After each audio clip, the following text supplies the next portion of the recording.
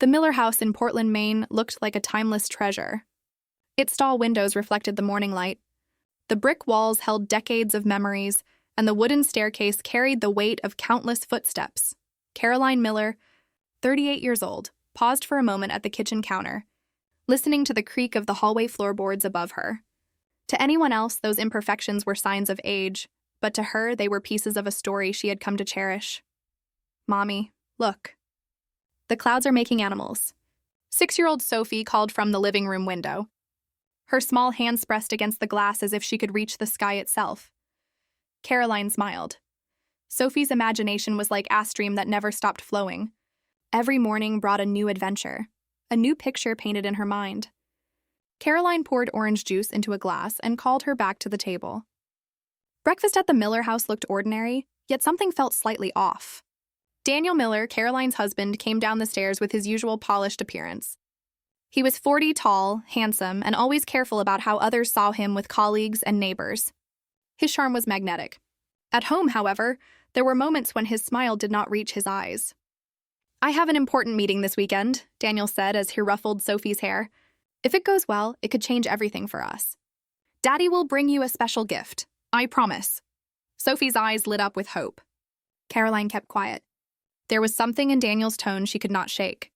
He had been different these past few months, ever since Caroline's mother had passed away and left her a large inheritance. The grief was still raw, yet her husband's restlessness seemed sharper than grief. Evelyn Miller, Caroline's mother-in-law, added another layer of tension. She often called unannounced, reminding Caroline that she would be visiting soon. Evelyn presented herself as gracious and elegant, but Caroline knew the truth. Evelyn saw Caroline as inadequate, never quite worthy of her son. With Sophie, her affection came with conditions, expecting the child to behave more like a miniature adult than a carefree little girl.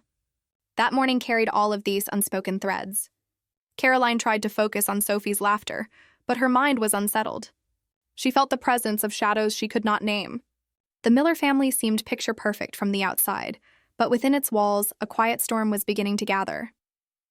The following days carried a rhythm that felt both familiar and uneasy. Caroline busied herself with preparations for an upcoming exhibition at the Portland Art Museum, a project she had dreamed of for years. It focused on forgotten female artists of the 20th century, women whose work had been overlooked or dismissed. Caroline poured her energy into it, telling herself that dedication to art would ground her. Yet in the quiet of the house, shadows lingered. Sophie, with her endless curiosity, often drifted into Caroline's study while she worked. One afternoon, the little girl held up an old photograph she had found in a box of belongings. "Mommy, is this Grandma?" she asked. Caroline looked at the faded picture of herself as a child standing beside her late mother. Her chest tightened. "Yes, sweetheart. That was Grandma when she was younger." Sophie nodded but then whispered as if protecting a secret. "Grandma talks to me sometimes. She says I should be careful." Caroline tried to laugh it off. Children often blurred dreams with memories, and Sophie's imagination was famously vivid. But the words planted themselves in Caroline's mind, growing heavier with each passing day. The tension deepened when Sophie quietly confessed one evening, "Mommy, I saw Daddy on the phone with Grandma Evelyn." They were whispering. "Daddy said you would not notice." Caroline paused. Daniel did take countless work calls, often in hushed tones. Still, there was something about the seriousness in Sophie's eyes that made Caroline uneasy. She brushed her daughter's hair gently and replied, "Sometimes adults keep secrets for work, but thank you for telling me." Even as she reassured Sophie, a wave of doubt crept into her heart. Late one night, when Daniel claimed he had gone to bed early, Caroline walked past his study. The door, usually locked, was slightly ajar. Inside, files were stacked neatly, but one drawer remained open. Her eyes fell on a folder marked life insurance. Her hands trembled as she scanned the documents. Just 1 week after her mother's funeral, Daniel had taken out a Hy-Vee value policy in Caroline's name. The beneficiary was Daniel himself. The air felt suddenly heavy, her pulse quickening. She set the documents back as carefully as possible, forcing the drawer shut. Her mind raced. Why now? Why? So soon after the inheritance, Shetry to rationalize perhaps Daniel was being cautious, providing financial security. But something about the timing felt chilling. The next morning, Sophie lingered by the window again. "Mommy, I dreamed about the basement," she whispered. Caroline froze. The old servant's basement, sealed off decades ago, had only been mentioned once in the property report. She had never spoken of it to Sophie. What basement? Caroline asked cautiously. The one with a secret room. It's for hiding when bad people come. Sophie answered with complete seriousness. Caroline forced a smile, but her chest tightened. Dreams or warnings? The line between the two was becoming dangerously thin. Friday evening arrived with a heaviness that clung to the walls. Daniel had kissed Sophie on the forehead before leaving the house with his suitcase, insisting that his business trip could not wait. Caroline had nodded, though the knot in her stomach grew tighter. After he left, she found herself walking from room to room, touching furniture, opening and closing doors as if checking whether the house was still truly hers. Later that night, while Sophie colored pictures in the living room, Caroline noticed movement outside the window. Eamon in a dark coat walked slowly along the edge of the property. He paused near the garage, then circled toward the backyard. Caroline's breath caught. She quickly closed the curtains and pulled Sophie close. "We will stay inside tonight," she said, forcing a smile. But inside, unease spread like cold water. When Sophie went to bed, she begged, "Mommy, can I sleep in your room?" Caroline hesitated, then agreed. The child clung to her stuffed rabbit as if it carried all her courage. Caroline kissed her goodnight, trying to ignore the echo of her daughter's earlier words. Daddy and Grandma are planning something bad. Sometime past midnight, Caroline stirred awake. A faint chemical smell seeped through the cracks of the window. Her throat prickled. She sat up sharply, gasoline, heart racing. She crept downstairs to check the doors. When she reached for the back door handle, it refused to turn. Panic rose. She tried the side door, then the front. Everyone was locked tight from the outside. A mechanical hum followed, and metal shutters descended over the windows, sealing them in silence. Smoke began to creep beneath the kitchen door. Sophie, awakened by the noise, appeared at the top of the stairs, clutching her a bit. "Mommy?" she whispered, trembling. "We need to escape right now." Caroline's chest tightened. "What do you mean? Where can we go?" Sophie's voice shook but carried conviction. "Behind the pantry, Grandma told me in a dream." The smell of smoke thickened, and faint crackling sounds grew louder. Caroline grabbed her daughter's hand and ran to the pantry. At first glance, it was just a small closet filled with shelves of canned goods and flour jars. Sophie pushed aside the lower shelf and pointed, "Here." Caroline knelt and found a wooden panel. She pulled hard. It creaked open, revealing darkness.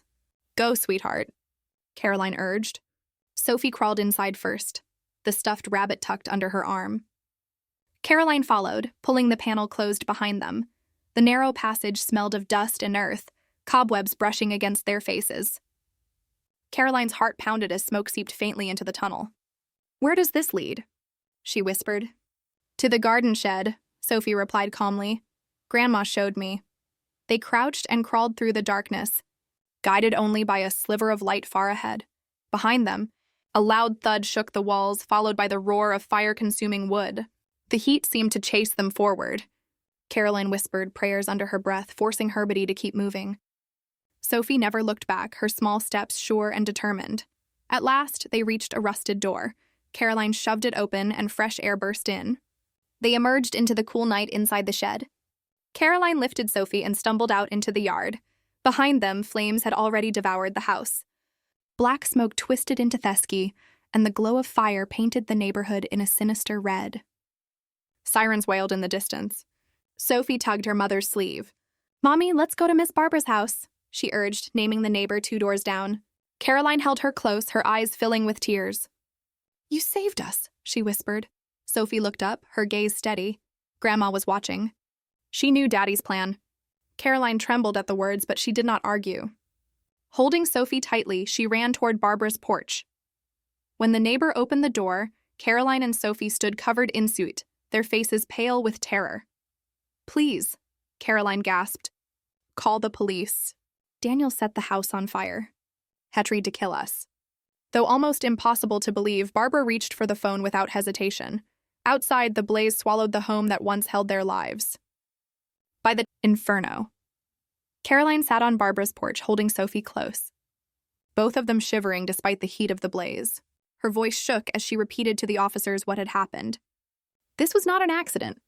My husband planned this. He wanted us gone."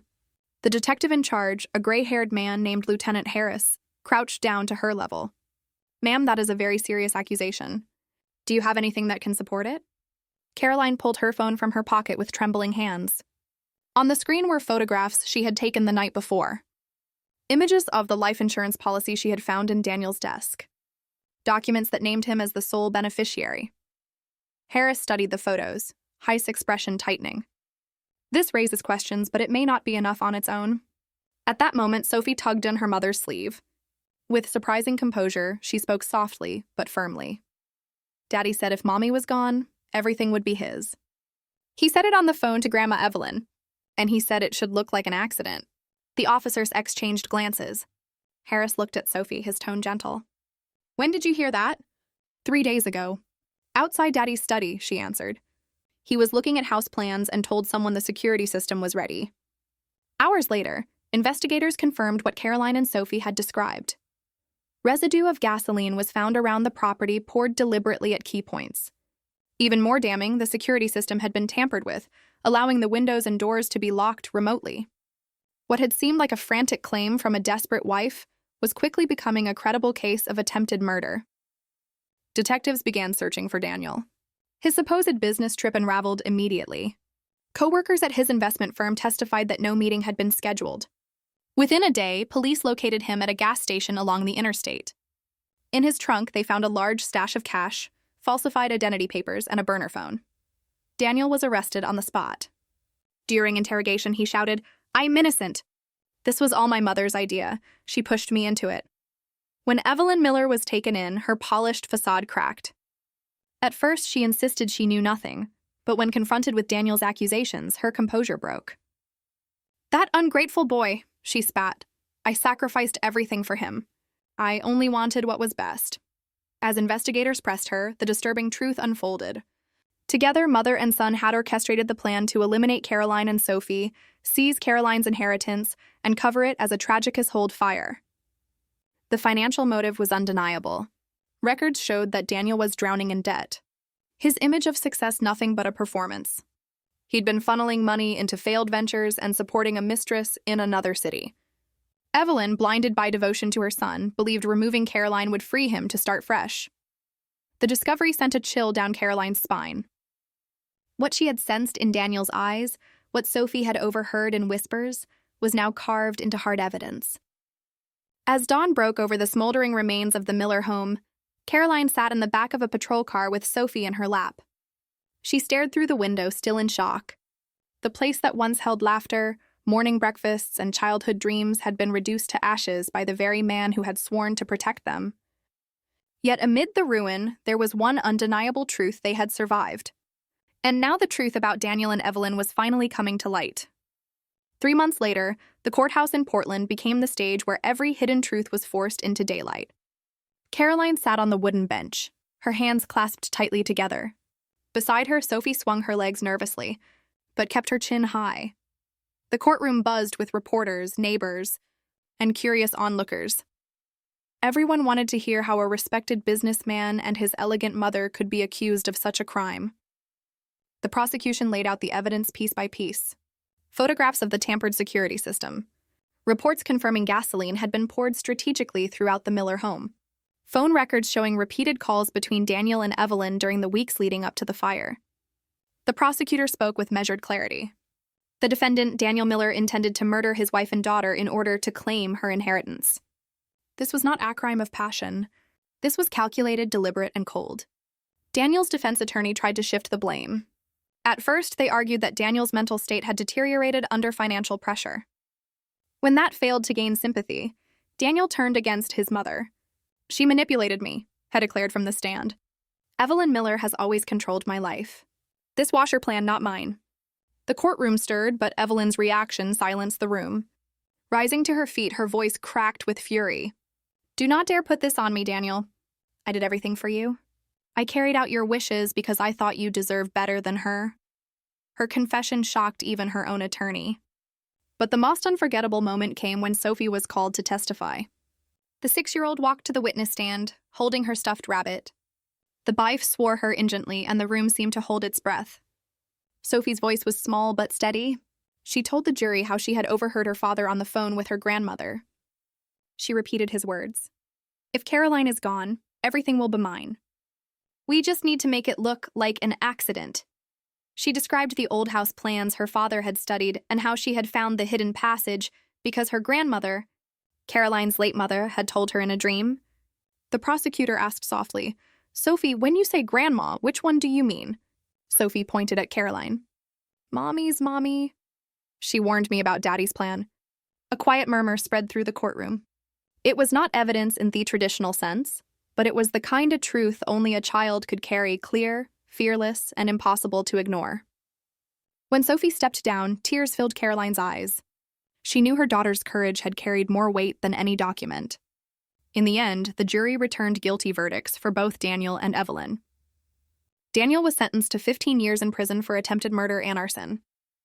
Evelyn received 8 years for conspiracy. Justice, though painful, had been served. Months later, autumn leaves drifted across the yard of a small cottage on the edge of Portland. The home was modest compared to the Miller family's old estate, but for Caroline and Sophie, it was a sanctuary. Warm light spilled from the windows each evening, and the scent of apple pie often lingered in the kitchen. What mattered was not size or grandeur, but safety and peace. Caroline had returned to her work at the museum, slowly regaining her rhythm. Her new project, a foundation to support young female artists, had taken root. She named it the Second Light Foundation, attribute to the idea that life could offer another chance to shine after darkness. Part of her inheritance funded it, transforming what had once been a source of tension into a tool for hope. When she explained the name to Sophie, the little girl nodded proudly. "It means we can start again," she said. Sophie had also begun to heal. With the help of Dr. Michael Hayes, a gentle and patient child psychologist, she learned to talk about her fears instead of carrying them in silence. She made friends at school, filled sketchbooks with colorful drawings, and even had one chosen for a student art exhibition. On the paper, she had drawn 3 figures, herself, her mother. Whisper when something feels wrong. They may save your life. If this story touched you, please like this video, share it with someone who may need to hear it, and comment your thoughts below. And do not forget to subscribe to The Art of Revenge for more stories of resilience, betrayal, and the strength to begin again. Your support helps keep these voices alive, reminding us all that even in darkness, there can be a second.